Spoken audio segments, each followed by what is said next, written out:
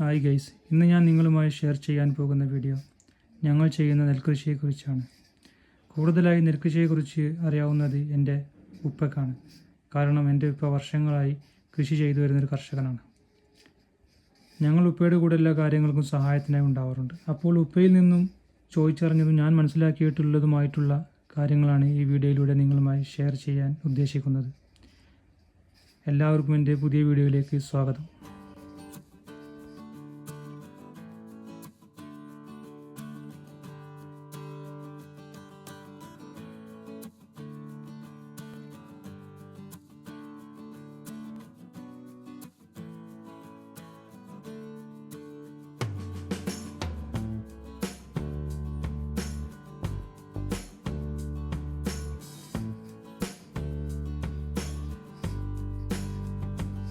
ഇഷ്ടപ്പെട്ടാൽ ലൈക്കും ഷെയറും സബ്സ്ക്രൈബും ചെയ്ത് സപ്പോർട്ട് ചെയ്യാൻ മറക്കല്ലേ.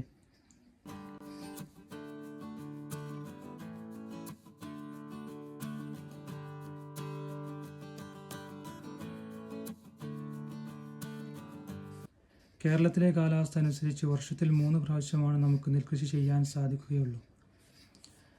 അതായത് മെയ് മാസം സ്റ്റാർട്ട് ചെയ്യുന്ന കൃഷി ഒന്നാം വിള, അല്ലെങ്കിൽ വിരിപ്പ്, അല്ലെങ്കിൽ പൊടിയില വിതയ്ക്കുക എന്നൊക്കെയാണ് അറിയപ്പെടുന്നത്. അത് ഏകദേശം മെയ് മാസം വേനൽമഴ സ്റ്റാർട്ട് ചെയ്യുന്ന സമയത്ത് പൊടിക്ക് പൂട്ടി നെല്ല് വിതക്കുകയാണ് ചെയ്യുന്നത്. അത് 4 മാസം കഴിഞ്ഞ് മലയാള മാസം കന്നിമാസത്തിൽ അത് കൊയ്തെടുക്കുന്നു. അതാണ് കന്നിക്കൊയ്ത്ത് എന്നൊക്കെ അറിയപ്പെടുന്നത്. അതാണ് ഒന്നാം വിള. ഈ കാണുന്ന വെള്ളം കേരളത്തിൻ്റെ ഇറിഗേഷൻ വകുപ്പിൻ്റെ കീഴിലുള്ള കനാൽ വഴി കൃഷിക്കാവശ്യമായ വെള്ളം വരുന്ന തോടുകളാണ്.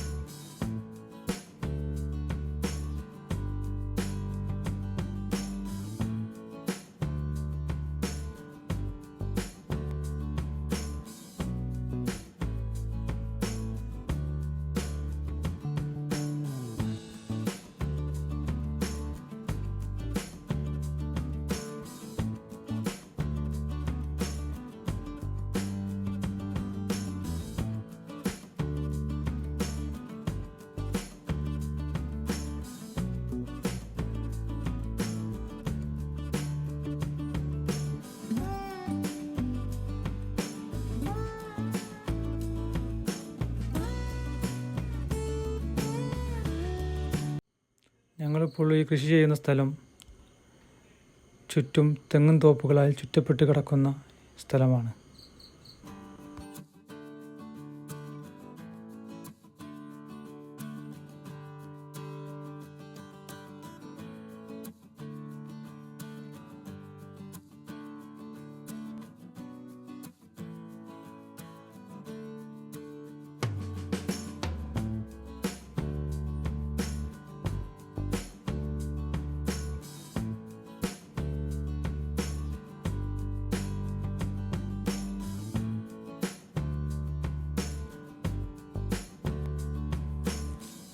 ഞാനിപ്പോൾ ഈ വീഡിയോയിലൂടെ കാണിക്കുന്ന കൃഷി സെപ്റ്റംബർ അല്ലെങ്കിൽ ഒക്ടോബർ മാസത്തിൽ ആരംഭത്തിൽ ചെയ്യുന്ന കൃഷിയാണ്.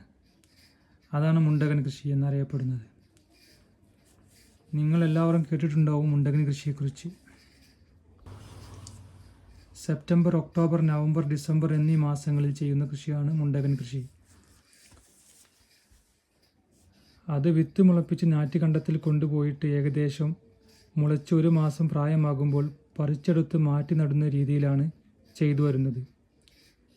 കേരളത്തിൽ കൂടുതലും പ്രചാരത്തിലുള്ളതും നല്ല രീതിയിൽ നമ്മുടെ കാലാവസ്ഥ അനുയോജ്യമായിട്ടുള്ളതുമായ കൃഷിയാണ് മുണ്ടകൻ കൃഷി.